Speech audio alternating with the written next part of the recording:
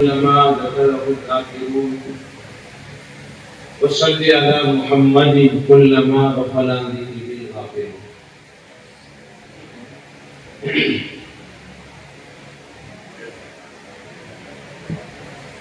आपका मकसद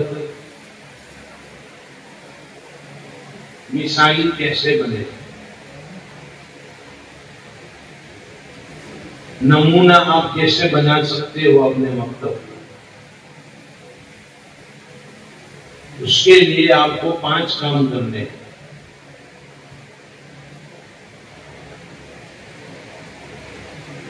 इंशाअल्लाह आपका मकसद मिसाली बनेगा।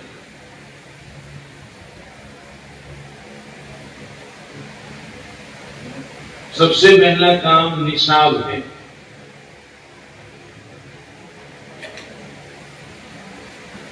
दूसरा काम निजाम है। तीसरा काम तरीक़े तालीम।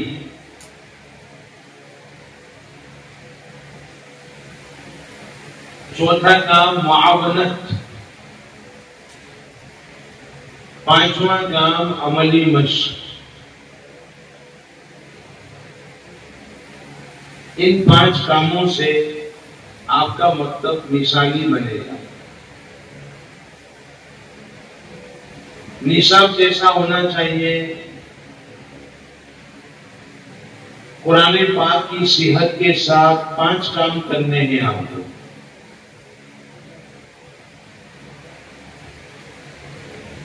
चार कामों पर मुश्तमिल आपकी कोई किताब होनी चाहिए। 4 काम करने हैं। पहला काम अकाईद को दुरुस्त करवाए। शुरू मजलिस में मैंने उस पर गुफ्तगू कर दी।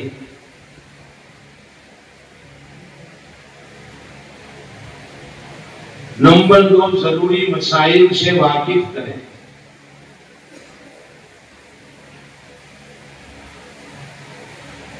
नंबर 3, सीरत पाक, नबी करीम सल्लल्लाहु अलैहि वसल्लम की सीरत और सहाबाए किराम में खुलफाए राशिदीन की मुख्तसर सीरत, अशरे मुबश्शरा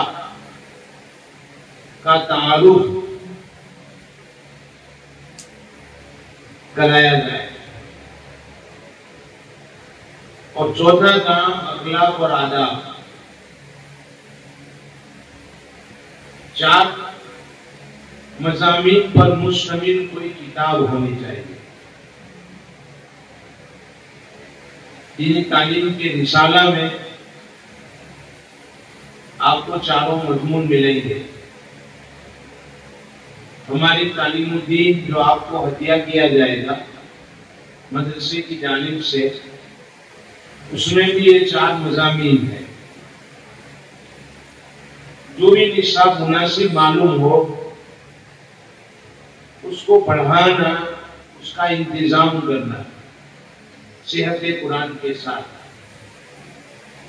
और छठी चीज महफूजात। जैसे मैंने बताया था कि महफूजात में 6 चीजें हो। हिफ्ज़े सूवर, कलिमात इस्लाम, वज़ाइफ़ नमाज, मसनून दुआएं, सुनन और आदाब और अस्माए हुस्ना। ये शुरू में मैंने बताया था। अभी आप 1.25 घंटे के मकतब में सारे काम कैसे करोगे? आप कुरान करीम पर और महफूजात पर मेहनत कर रहे हो, उसको पहले मुस्तहकम करो। और जो ज़हीन बच्चे हैं उनको खाली औकात में बुलाओ कि आप आओगे तो हम आपको दीगर मज़ामीन पढ़ाएंगे।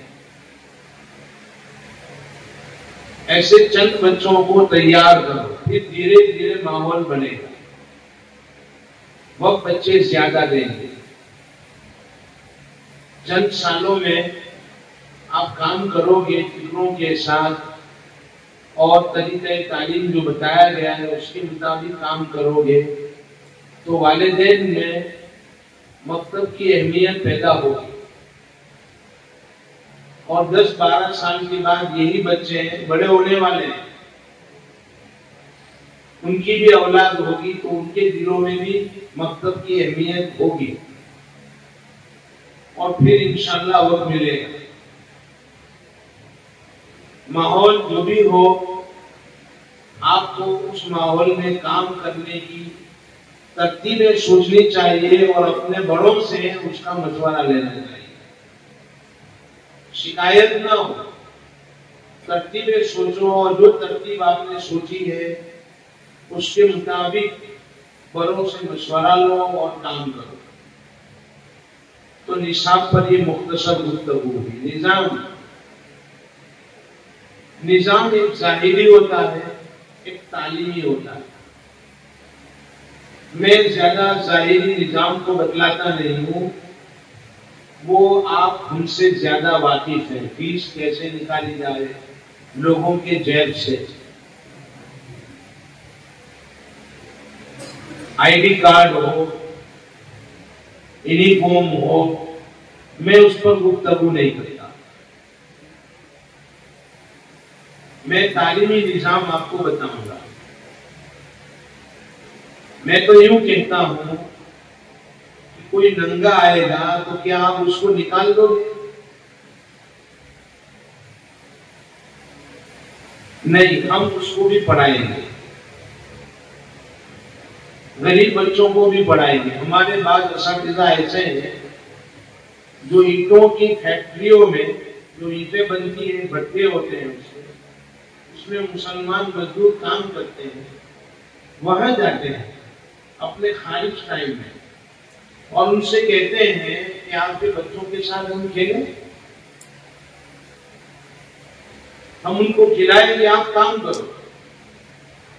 अब उनको रेत में सिखाते ही अली ये बा ये ता, रेत में कुछ नहीं, मसलिहत के साथ कलमा सिखाया, कुछ दुआएं सिखाई, उनको बताया कि हम मुसलमान हैं, ये काम हुआ। वो 6 महीने काम करते हैं फिर बदल जाते हैं। तो 6 महीने में तुम उनकी तरबियत दी, उनका जहन बनाया, नमाज सिखाई, ये काम होता है। उन मजदूर बच्चों को जिनके फटे पुराने कपड़े होते हैं उन पर मेहनत। मलावी एक मुल्क है, उसमें हमारे एक साथी थे हजरत मौलाना अय्यूब साहब रहमतुल्लाह अलैह, कोरोना में इंतकाल हो गया। बड़ी खिदमत की उन्होंने उस मुल्क में।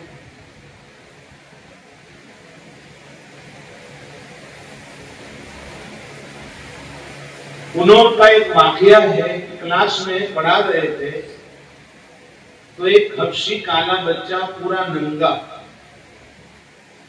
मादरजात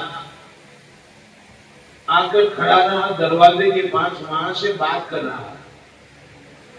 मौलाना उठ कर गए और उसको पूछा क्या कर रहे हो? चूंकि बच्चे पढ़ रहे थे, आवाज में सुनाई नहीं देता, तो ये कह रहा था मुझे पढ़ाओ। मौलाना ने उसको बिठा दिया, फिर उसके लिए कपड़ों का नज्म किया, नूरानी कायदे से काम शुरू किया, यहां तक कि बच्चा हाफिज़े कुरान बन गया। फिर चंद हुफ़ाज़ जमा थे तो एक जलसा किया जिसमें सारे लोगों को बुलाया। उस वक्त जो एजुकेशन मिनिस्टर था वो मुसलमान था, उसको भी मदऊ किया। जब उसकी बारी आई, कुर्सी पर बैठे, उस बच्चे को देखकर रोने लगे, बहुत रोया और कहा आप जानते हो मैं क्यों रोता हूं? ये बच्चा कौन है? उसने कहा कि मैं कुछ जमाना पहले हेल्थ मिनिस्टर था, तो मुझ पर फोन आया कि किसी पागल औरत ने बच्चा जना है और डस्टबिन में डाल दिया। मैं आया, अपनी टीम के साथ बच्चे को उठाया, हॉस्पिटल में एडमिट किया, फिर एनजीओ को दिया। उसकी मां पागल थी,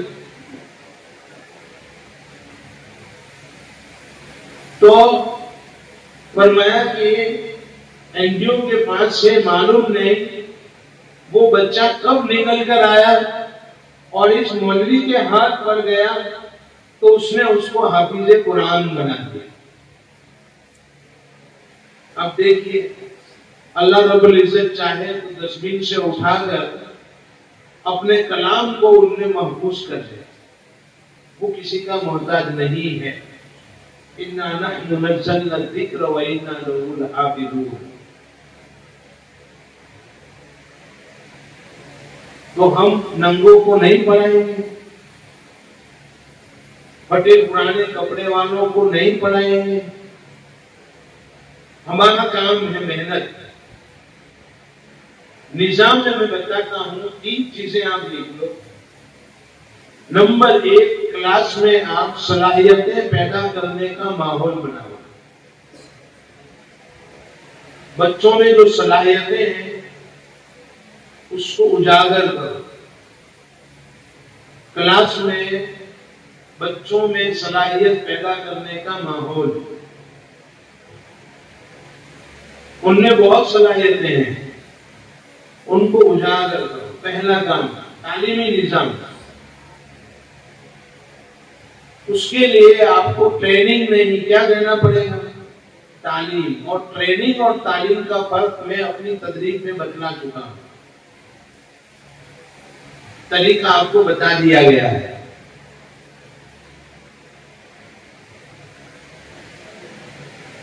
तालीम का अमल हो दूसरा काम।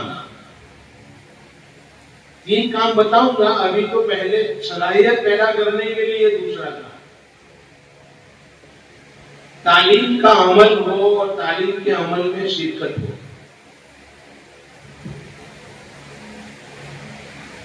हमने एक मकतब में देखा शहर में, जोहर की नमाज के बाद मकतब चल रहा था, मैं भी चला गया, नमाज पढ़ी, बैठा कि चलो आज मुआयना करेंगे। घर वाले साथ थे, उनको की काम था, मैंने कहा फोन कर देना, हम आ जाएंगे, आप अपना काम पूरा कीजिए। इतने में मैं यहाँ बैठा हूँ मस्जिद में। 20-25 मिनट हुई, 4 फरिश्ते थे, यानी 4 उस्ताद थे। एक अपने मोबाइल में मशगूल था, मालूम नहीं क्या बीमारी है इसकी, क्या लगाव है। हमने दीन की खिदमत पर उसको तरजीह दी, उसको छोड़ो। दीन की खिदमत फिक्र के साथ करो। बच्चों का वक्त अमानत है, उनका कीमती सरमाया जो उसने हमको दिया है, हम उसको इस्तेमाल करें, उसको मुफीद बनाएं।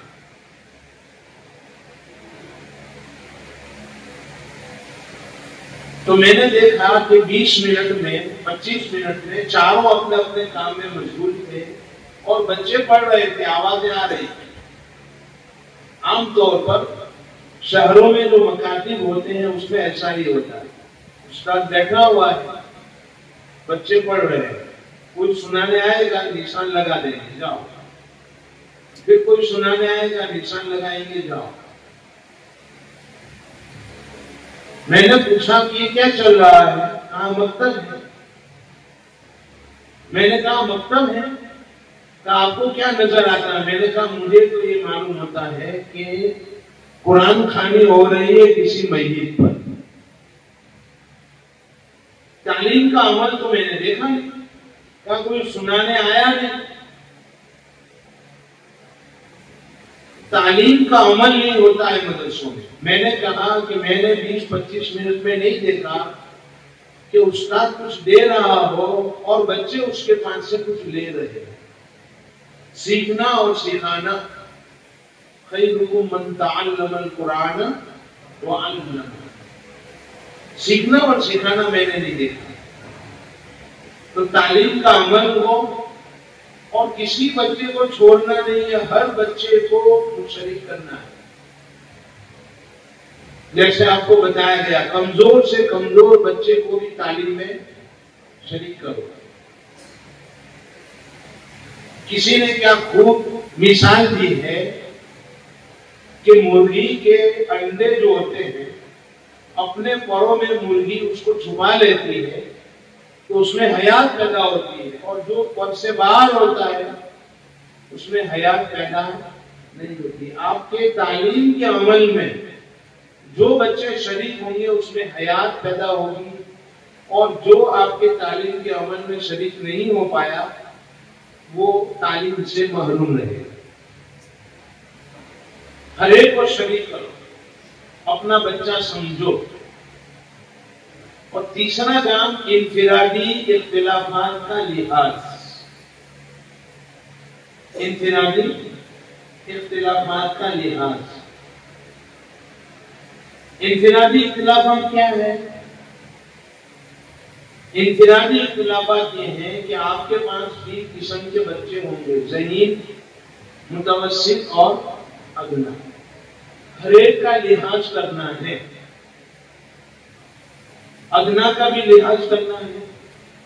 जैसे हम ज़हीन का लिहाज करते हैं ऐसे अदना का लिहाज करेंगे। इनफिरादी इख्तिलाफात का लिहाज, इसको हम कहते हैं, समझाता हूं मैं, कि 30 बच्चे हो और आपने टेलर को बुलाया, दर्जी को, खैयात को। उसने 5 बच्चों का नाप लिया और कहा कि बतिया 25 का भी लिबास सी लूंगा, यूनिफॉर्म सी डालूंगा। तो वो कामयाब होगा कि नाकाम? नाकाम। और दूसरे ने आकर पूरे 30 का नाप लिया, वो कामयाब होगा कि नाकाम? ऐसे जो मुदर्रिस 5 बच्चों के ज़हन को सामने रखकर सबक पढ़ाता है और काम करता है, और कमजोरों को पीछे छोड़ देता है, मैं क्या करूं, कमजोर आए हुए हैं, तो ऐसा ही होगा उस दर्जी की तरह नाकाम कि उसने 5 का नाप लिया और बकिया को छोड़ दिया। हर बच्चे का लिहाज, उसको बोर्ड पर बुलाओ, काम करवाओ, उसको बताओ, सिखाओ और उनके लिए दुआएं करो। फिक्र हो आप में, कल मेरी मेहनत का मैदान कौन सा बच्चा है, कल किस पर मेहनत करूंगा, कैसे काम करूंगा, उसकी पूरी प्लानिंग के साथ आओ। ये तालीमी निजाम है। दूसरा काम तालीमी निजाम में, ये 4 काम मैंने बताया सलाहियत पैदा करने के लिए। दूसरा काम, मुहर्रिकात का इस्तेमाल। मुहर्रिकात का इस्तेमाल। मुहर्रिकात किसको कहते हैं? ऐसा काम करना जिससे बच्चे का जहन या जिस्म काम करने के लिए तैयार हो जाए। आप ऐसा बोलो या ऐसा काम करो जिससे बच्चा तैयार हो जाए काम करने के लिए, उसको मुहर्रिकात कहते हैं। हमारा दारुल मकातिब जो है पुराना,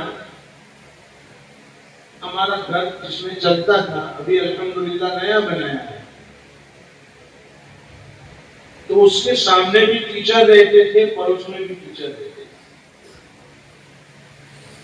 और अभी भी पड़ोस में टीचर हैं और पीछे टीचर है, पूरा क्वार्टर से।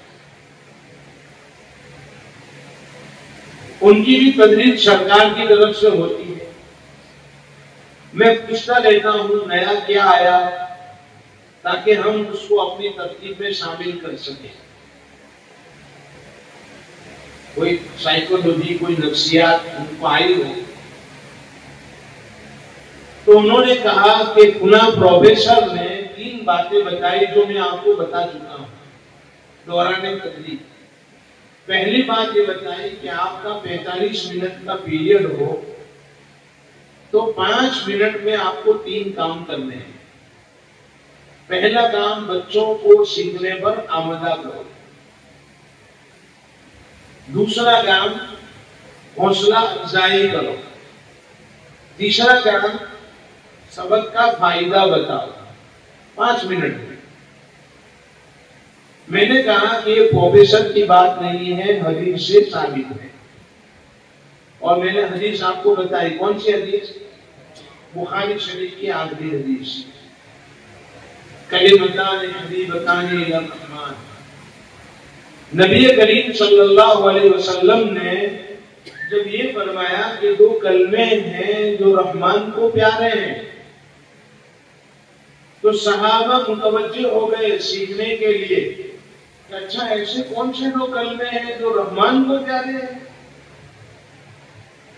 फिर आप सल्लल्लाहु अलैहि वसल्लम ने दूसरे जुमले में फरमाया, खफीफतान अलल लिसान, बहुत आसान ज़बान पर, हौसला अफजाई फरमाई और सबक का फायदा बताया, थकीलतान फिल मीज़ान। और सबक कितनी देर पढ़ाया? सुब्हानल्लाहि व बिहम्दिही सुब्हानल्लाहिल अज़ीम। 2 जुमले बताए।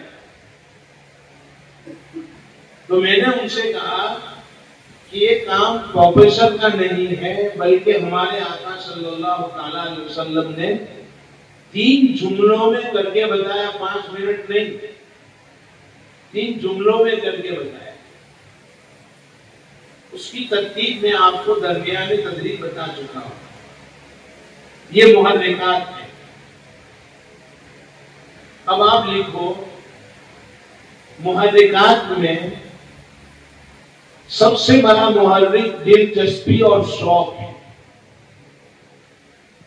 बच्चों में दिलचस्पी और शौक पैदा करना सबसे बड़ा मुहर्रिक, कि अंदर में शौक आ जावे तालीम का।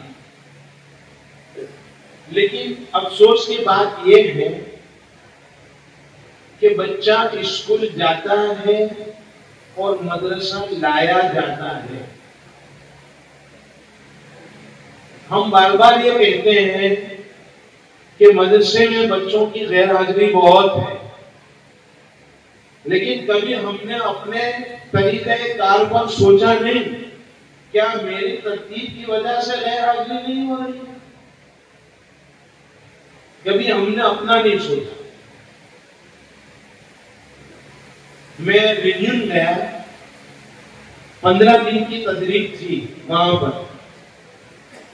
15 दिन पूरे हुए, आखिरी दिन उलमा में गुफ्तगू करनी थी, तो मैंने, और फिर वहां से निकलना दूसरी जगह के लिए, तो मैंने हमारे दाई जो थे, उनके पोता 4 साढ़े 4 साल का उम्र का होगा, ये कहा कि इसमें तुम मुझे प्रिंटर में से कागज निकाल कर दिया, तस्वीर बना के दो। बच्चे ने एक घर की तस्वीर बनाई, उसमें कलर किया और फिर फ्रांस जबान में लिखा, फ्रांस में, माई स्कूल, मेरी स्कूल। अब मुझे तो समझ में नहीं आया, लेकिन मुझे बताया कि उसने ये लिखा है माई स्कूल। तो मैंने उसको ले लिया, स्कैन किया और फिर प्रोजेक्टर के जरिए से पर्दे पर लाया और असातिज़ा से कहा कि आप देख रहे हो, ये आपके मदरसे का एक बच्चा है जो स्कूल से जुड़ गया, लेकिन मदरसे से अब तक जुड़ पाया नहीं। उसने मदरसे को अपना नहीं समझा, स्कूल को अपनी समझा, लेकिन मदरसे को अपना नहीं कहा। हम ऐसा रवैया इख्तियार करें कि बच्चा हमारे मदरसे से जुड़े, उसको शौक पैदा होगा। और वो मदरसा आने के लिए तैयार हो, शौक से आ रहे, ये शौक कैसे पैदा होगा? तो उसके लिए आपको मैं 5 काम बतलाता हूं आज, शौक पैदा करने के लिए।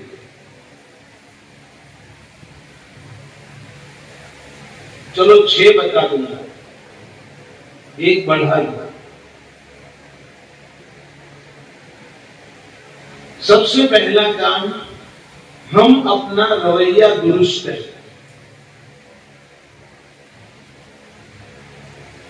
शौक पैदा करने के लिए पहला काम, हम अपना रवैया दुरुस्त करें।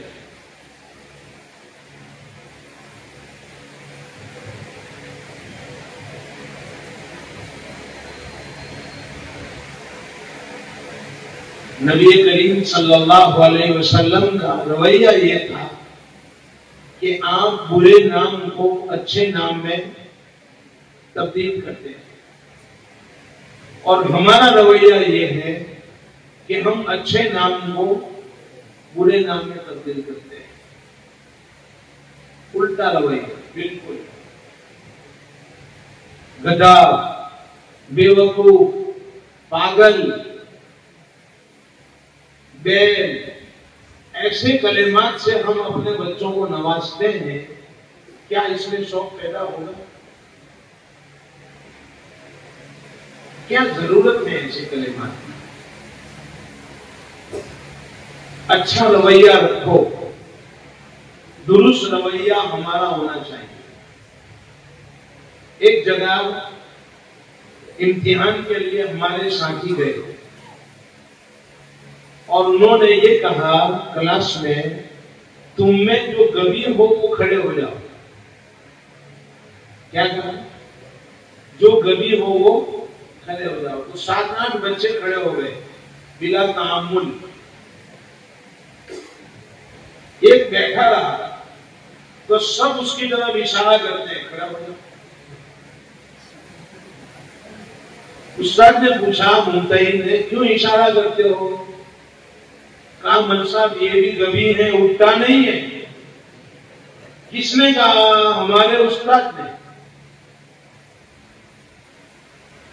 अब 7-8 बच्चे, 9 बच्चे यूं समझो कि गंभीर हो गए। अब मुझे बुलाया गया, मन साहब तुम आओ। खरोड़ से करीब था वो गांव, तो मैं चला गया कि चलो मसला होगा। मुझे कहा गया कि ये नौयत है, तो मैंने असातिज़ा को जमा करके ये कहा कि एक मिसाल से समझाता हूं। एक आदमी सर्कस वाले के पास गया और उसने देखा कि हाथी के पैर में रस्सी है, तो उसको इश्काल हुआ कि रस्सी तो अभी एक झटके में तोड़ देगा। तो उसने मैनेजर से कहा, तूने रस्सी क्यों बांधी है, वो तो टूट जाएगी। तो उसने बतलाया कि रस्सी उसके पैर में है और जंजीर उसके दिमाग में है। रस्सी कहां है? पैर में, और जंजीर दिमाग में। हमने पहले जंजीर बांधी थी, इसने कोशिश की लेकिन टूटी नहीं। तो अब एहसास दिलाने के लिए कि पैर में कुछ है, हमने रस्सी डाल दी और जंजीर निकाल दी। अब कोशिश करेगा तो टूटेगी। आपने बच्चों के जहन में गबावत की जंजीर डाल दी है। अब कोशिश ही नहीं करेंगे कि वो कुरान से जुड़ पाएगा। वो नाकाम होकर, महरूम होकर मदरसे से जाएगा। उसने अपनी जिंदगी के 7 साल दिए और हम उसको कुरान से जोड़ नहीं पाए। अब हमको 2 काम करने पड़ेंगे। उनके दिमाग से निकालना पड़ेगा कि आप कर सकते हो, आप ज़हीन हो, आपकी बस में है, और फिर जो है इमरजेंसी प्रोग्राम के जरिए से कुरान से ताल्लुक पैदा करना होगा। कभी ऐसा कलमा अपने शागिर्द को न कहें कि तुम गंभीर हो। गोधरा हमारे यहाँ एक शहर है जहां मुझे बुलाया गया था। उलमा में बात थी, हमसे पहले साथी बात कर रहे थे जमात के। उन्होंने कहा कि हमारे मिलने वाले ने हमसे कहा कि हमने अपने बच्चे को मकतब से उठा लिया है। भाई क्यों उठा लिया? कहा ये तेली जबान में गाली बोलता है। तेली जानते हो? तेल निकालने वाला, दानों से तेल जो निकालते हैं, पहले जमाने में निकालते थे, अब तो फैक्ट्रियां आ गई है, बैल के जरिए से घुमा घुमा के निकालते थे। तो वो एक कौम है गोधरा में, दाहोद में, तो कहा इसकी जबान में गाली बोलता है। तो हमने सोचा हमारी जबान तो तेली है नहीं, स्कूल में से सीख कर आया नहीं, तो आखिर कहां से सीख कर आया? उसको पूछा तो कहा हमारे उस्ताद गाली बोलते हैं। ये गाली हमारे उस्ताद ने बोली। उन्होंने कहा कि भाई जहां पर उस्ताद गाली बोलता हो, बच्चा गाली सीख कर आवे, तो हम वहां क्यों भेजे? इसलिए हमने उठा लिया। देखो, मकतब से बच्चे को उठाने का सबब हम बने। पहले जमाने में हमारे असातिज़ा बच्चों का जहन बनाते थे और दारुल में भेजते थे। आज हमारी तालीम ऐसी हो गई कि हम दारुल में बच्चों को जाने से रुकावट का जरिया बन रहे हैं। हमारे उस्ताद थे, दाबेल आए, उन्होंने नंबर लगे हुए, वो देखा और हमारा तीसरा चौथा नंबर आया था उसमें, जो उन्होंने गिना। तो घर जाकर कहा अब्बा से कि अब मेहनत नहीं रही, नंबर उसका नहीं आया है। तो अब्बा का खत आया कि मेहनत आपने कम कर दी है। वो खत लेकर मैं उस्ताद के पास गया, हमारे रबी अव्वल के जो उस्ताद थे। मैंने कहा हजरत, वालिद साहब का ये खत है, देखो। तो उन्होंने हमारे वालिद साहब पर खत लिखा। मुझे बहुत खुशी हुई, आज भी वो याद है मुझे। यूं लिखा कि हमारी क्लास की आंख है, अरबी अव्वल में। तो हमारे वालिद साहब का दूसरा खत आया कि आपके उस्ताद का खत मिलने से खुशी हुई और मुझे इत्मीनान है कि अब आप पढ़ लोगे अच्छी। असल में हुआ ये कि तजवीद के भी नंबरात उसमें लिखे हुए थे, वो शुमार नहीं किए जाते। और हमारा लहजा तदवीरन में, तरतीलन में माशाअल्लाह जो पढ़ते थे कि काली साहब ऐसा तो है नहीं, तो नंबर कम आए। और जो दूसरे पर था उसकी लहजा अच्छा था, उसके नंबर ज्यादा थे। तो कारी क्लास के और तजवीद के नंबर भी उन्होंने शुमार किए। उसमें नंबर हमारा नहीं था, बाकी वैसे नंबर था। तो वो असातिज़ा थे, ख्याल रखते थे, आकर ये पूछते थे तकरार करते हो कि नहीं करते हो, मेहनत करते हो कि नहीं करते हो। असातिज़ा से मिलते थे, मिलने के लिए आते थे। ये फिक्रे थी उनमें कि ये बढ़ जाएगा। हमारे यहाँ बिदात बहुत थी, बिदात को खत्म करने में उलमा का हाथ है और उनकी मेहनत है। और उलमा ऐसे ही पैदा हो गए मेहनत के जरिए से। उनको ले जाकर मदरसों में दाखिल किया गया और उनका एहतमाम किया गया। वो बच्चे आए, मालदारों के बच्चे, उन्होंने बिदात को खत्म किया। हम रुकावट का जरिया न बने। बहरहाल बात लंबी हो जाएगी, मुझे असल बात करनी है। तो शौक पैदा करने के लिए पहला काम हमारा रवैया दुरुस्त होना चाहिए। दूसरा नंबर, बच्चों को अपने से मानूस करो, अपने से मानूस करो। तीसरा काम, बच्चों के उम्दा काम की तहसीन करो, उनकी खूबियों को सराहो। मसलन जैद ने नमाज पढ़ी तो कहो जैद अच्छा लड़का है, नमाज पढ़ता है, आज मैंने उसको देखा, उसको सराहो। सबक सुना दे, उसकी तारीफ करो। कोई जवाब दे तो उसको सराहो।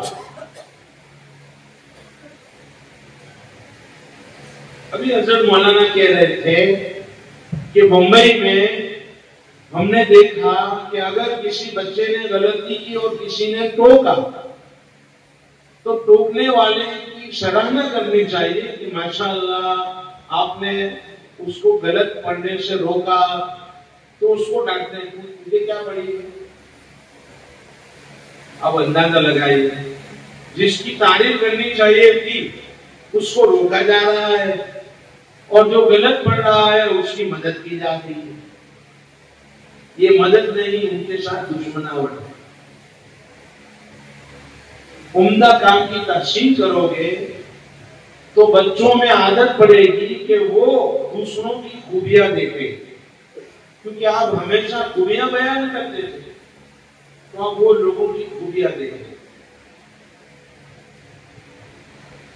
3 काम हो गए, मानुस करना, उम्दा काम की तहसीन। चौथा काम खुद नुमाई की रियायत। चौथा काम खुद नुमाई। मैं आपको समझा रहा हूं क्या है उसका मतलब।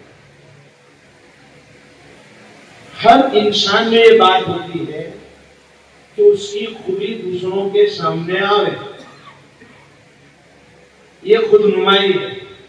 बच्चों में ये बात होती है कि मेरी खूबी मेरे साथियों के सामने, उस्ताद के सामने आवे, उसकी रियायत करो।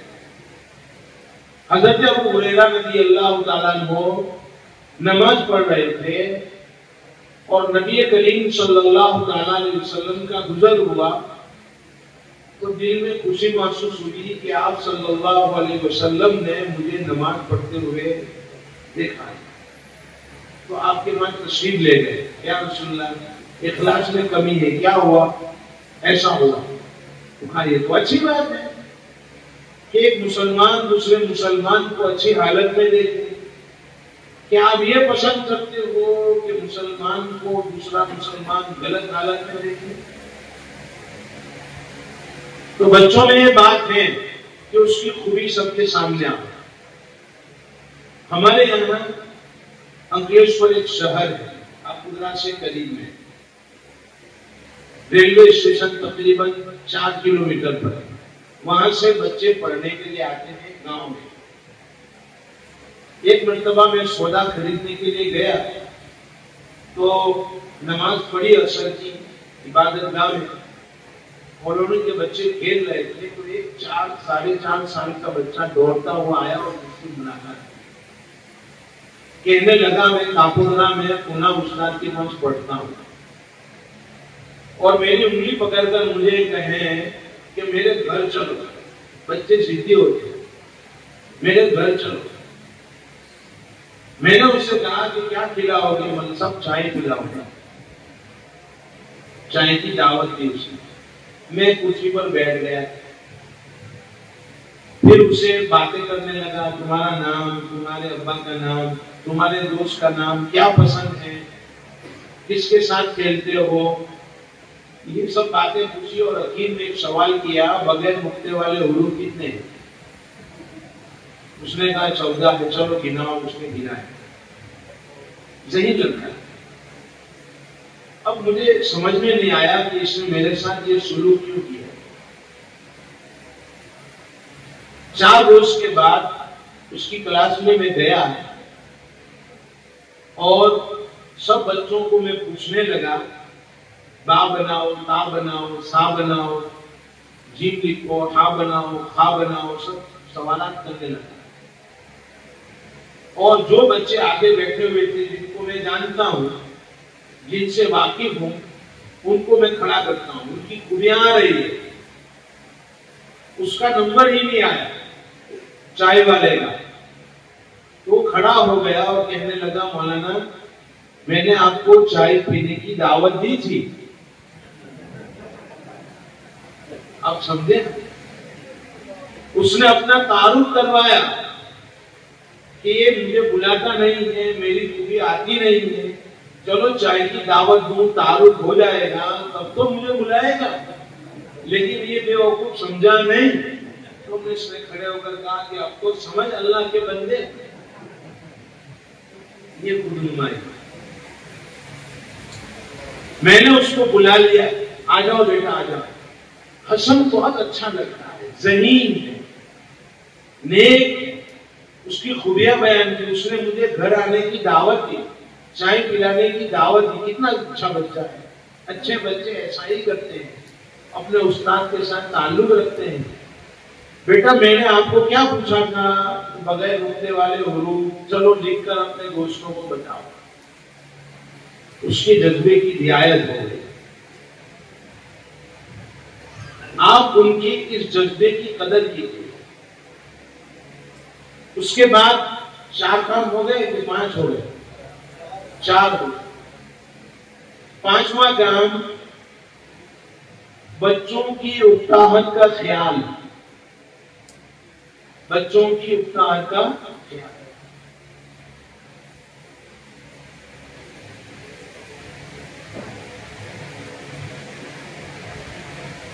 मैंने आपको बताया था शायद, एक बच्चा खेल रहा था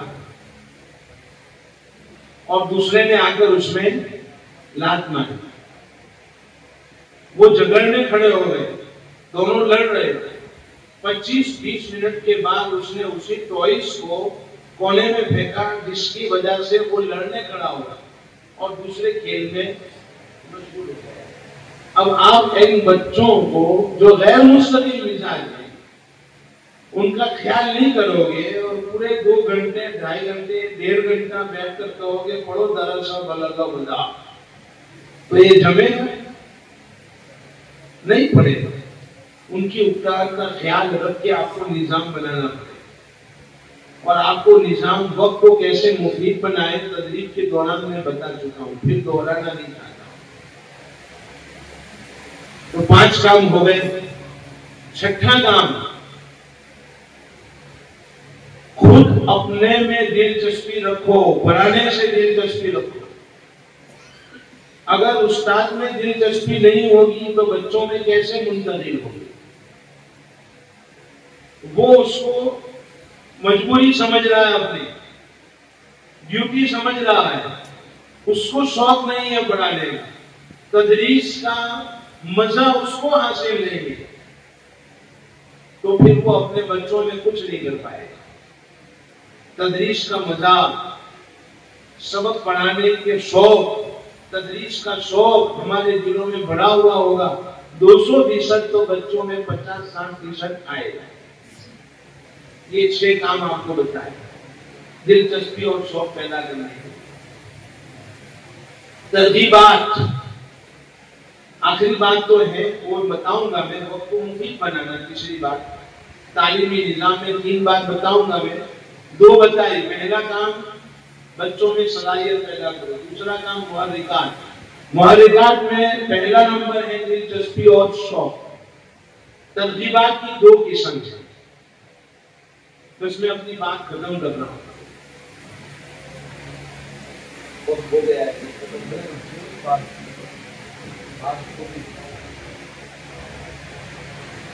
तरजीबात की 2 किस्म है,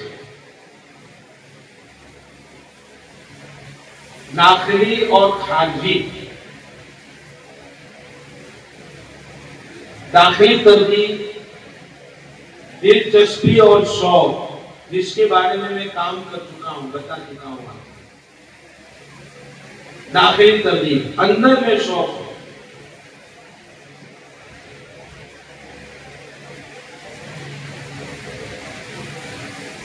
खारजी तरजीब उसकी 3 किस्म है।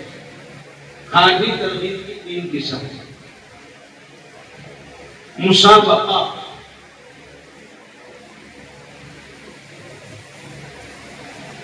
इनाम, दूसरी तरजीब इनाम, और नंबर 3 पर सजा।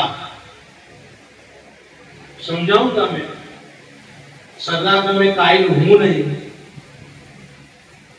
लेकिन आपको मैं समझाऊंगा तरतीब है या नहीं है। तो 3 किस्म हो गए। मुसाबका किसका हम करवाते हैं? ज़हीन बच्चों का। आप अब से अदना बच्चों का अदना से मुसाबका करवाएंगे। अदना का अदना से, और उनको भी पहला दूसरा तीसरा नंबर दीजिए और उनको भी इनाम से नवाजिए कि आपका पहला नंबर, तो उसको शौक पैदा होगा, तरगीब होगी। अदना का अदना से मुसाबका, औसत का औसत से मुसाबका, और आला का आला से मुसाबका।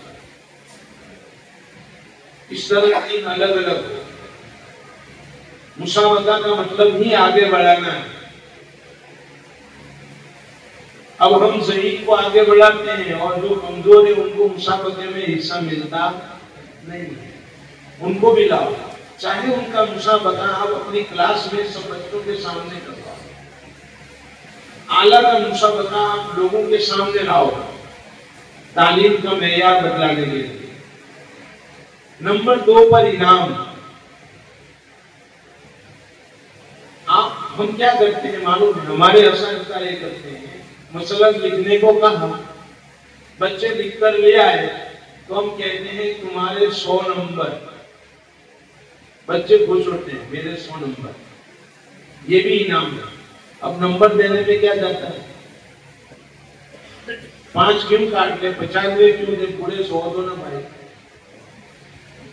समझ में आ रही? ये भी इनाम है। इनाम जो है उसका एक तरीका मैं बतलाता हूँ। आपको परेशानी होती होगी, बच्चे गैर हाजिर बहुत रहते हैं, तो उसका एक तरीका हमने इस्तेमाल किया। वो क्या है? वो ये है कि एक दिन के 4 नंबर, 25 दिन की तालीम होती है, 5 जुमा होती है, या 5 इतवार को छुट्टी हो तो 5 इतवार है, तो 25 दिन की तालीम है, 4 नंबर है। जिसके 100 नंबर आए उनको हम स्टार देंगे, स्टार, और उनका नाम बोर्ड पर लिखेंगे। मस्जिद में चलता हो तो मस्जिद में लिखो कंप्यूटर करके कि इस महीने में हाजिरी का स्टार करने वाले बच्चों के नाम चिपकाओ मदरसे के गेट पर या मस्जिद में। आते जाते हुए मुसल्ली देखते हैं, बच्चे खुश होंगे कि मेरा नाम बोर्ड पर आया, शौक पैदा होगा। और 3 स्टार जमा हो जाए, यानी 3 महीना लगातार वो कुल हाजिरी देवे, तो आपको एक इनाम देने का है। 30 बच्चे मसलन आए हैं, 5 रुपये की एक पेन लेने की है, कोई भी आपको 150 रुपये दे देगा। और मुख्तसर सा जलसा कीजिए, 15 मिनट का, सबको जमा कीजिए और उनका नाम लीजिए, सबके सामने बुलाइए कि देखो ये बच्चे हैं, इन्होंने 3 स्टार हासिल किए हैं, इसलिए हम उनको इनाम देते हैं। हमारी दुआएं उनके साथ हैं।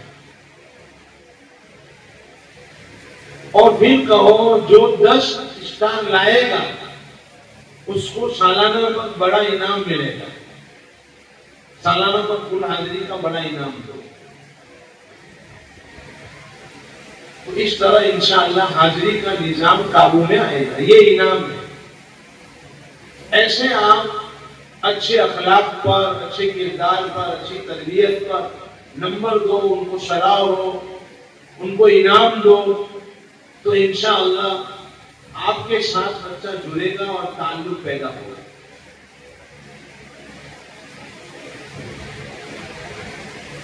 नंबर 3 क्या है? सजा। सजा की 2 किस्म है, तामीरी सजा और जिस्मानी सजा। तामीरी ऐन से, तामीरी सजा और जिस्मानी सजा।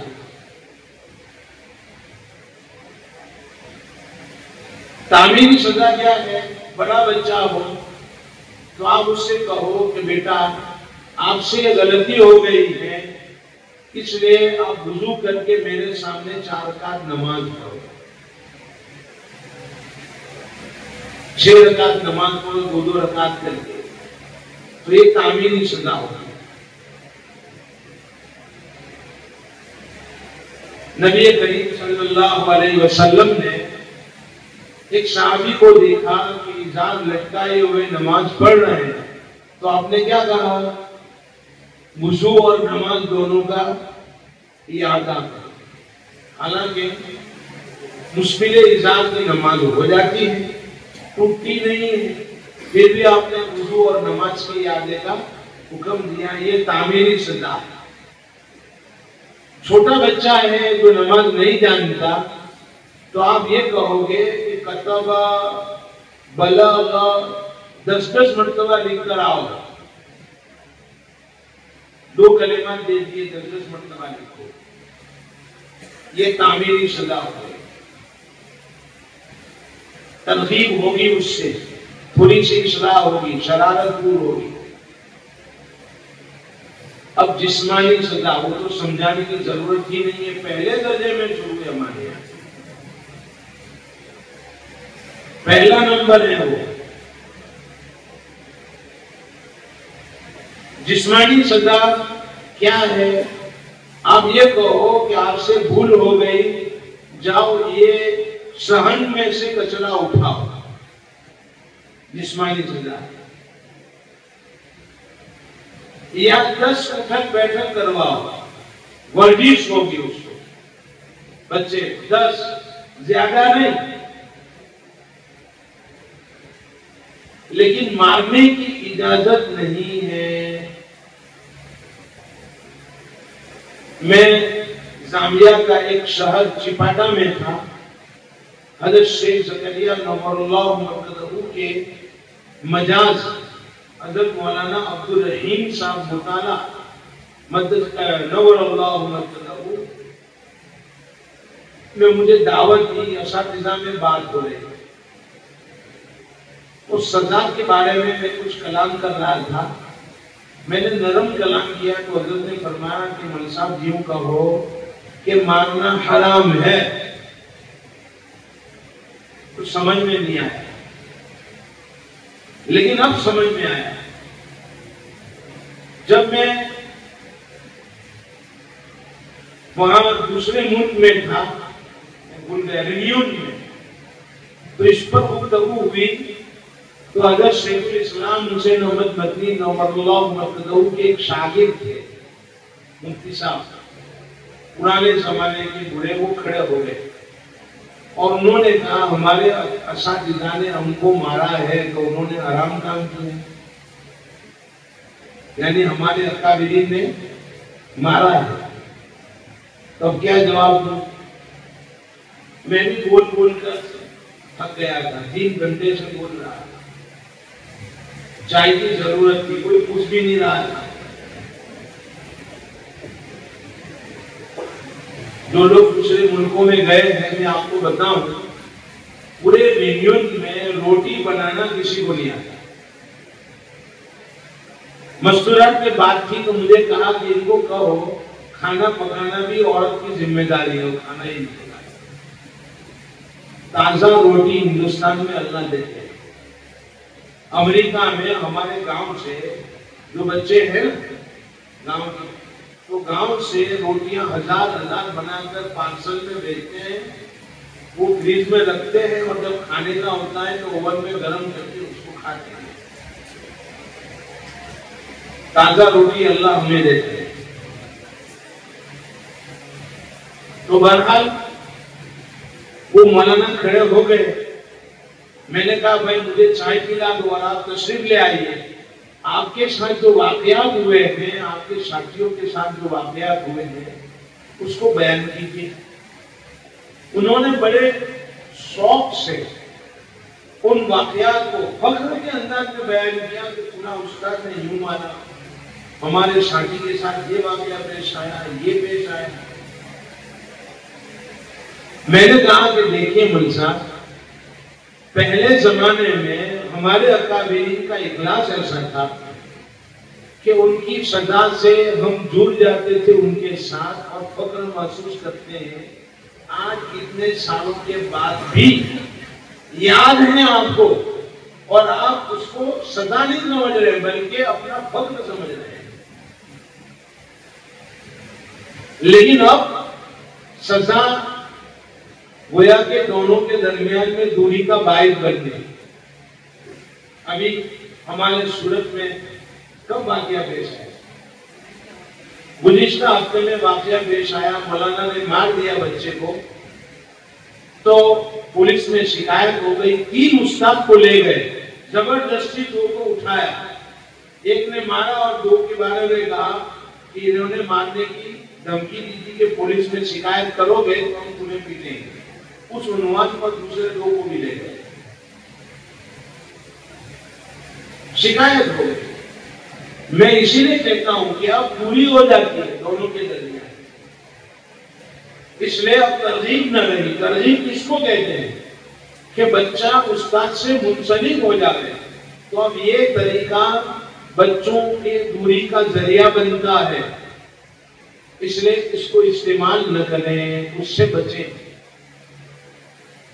इतना प्यार मोहब्बत दें, शफकत दें कि बच्चा आपसे जुड़ जाए और मदरसे से फारिग होने के बाद भी आपसे ताल्लुक रखे, वो आपको याद रखें, आपके साथ जुड़ा रहे, आप उसकी खबरगिरी करते रहे।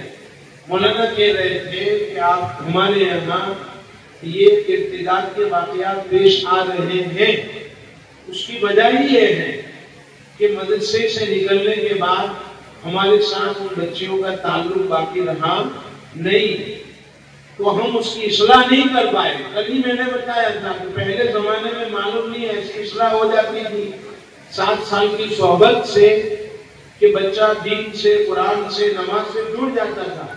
और अब हमारा हाल ये है कि हमारे पास रहने के बावजूद बच्चा दीन से जुड़ पाता नहीं है। हमारा चेन्नई जाना हुआ था, बस अपनी बात को खत्म कर रहा हूं। तो उन्होंने मुझे कहा कि उलमा की ये जमात है जो काम करती है कि जो बच्चे बच्चियां मुर्तद हो गए हैं उनको समझाकर फिर दोबारा निकाह में लाकर इस्लाम में लाना। मैंने सलाह, बहुत अच्छा काम है, लेकिन कितने को आपने इस्लाम में दाखिल किया इब्तिदात में से? इस साल तो कहा 3-4, और कितने गए? कहा बहुत निकल गए। बहुत सी बच्चियां गई जिन्होंने गैरों के साथ निकाह कर लिया। लाए कितने 3 को? तो मैंने कहा ऐसा क्यों नहीं हम निजाम बनावे कि इर्तिदाद से बचें। कहा उसका निजाम क्या है? मैंने कहा मकतब के निजाम को मजबूत करो, तालीम और तरबियत, इंशाअल्लाह इससे बच्चों की हिफाजत हो जाएगी। मैंने अपने गांव में नहीं देखा किसी बच्ची ने इर्तिदाद इख्तियार किया हो, क्योंकि तालीम का निजाम मजबूत है। अतराफ में नहीं सुना कि किसी बच्ची ने इर्तिदाद इख्तियार किया हो। शहरों में है, देहातों में नहीं, क्योंकि तालीम मजबूत है। तो ये चंद बातें मैंने आपके सामने जिक्र की। अल्लाह ताला आप लोगों की मदद फरमाए, नुसरत फरमाए। आप ज़ौक़ और शौक़ के साथ बच्चों में तालीम का शौक़ पैदा करने की कोशिश कीजिए, उनको दीन से मुताल्लिक़ कीजिए और उनकी तरबियत का ख्याल कीजिए। अल्लाह ताला अमल की तौफीक नसीब फरमाए। वाक़िअ दावाना अल्हम्दुलिल्लाह।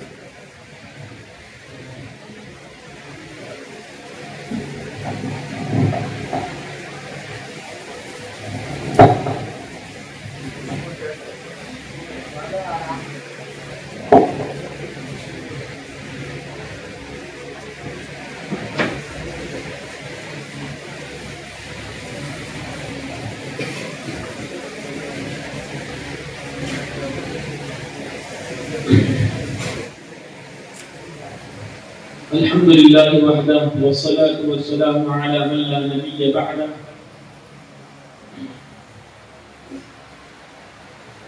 मोहतरम व मुकर्रम हज़रात मेहमानान इज़्ज़ाम, सरपरस्त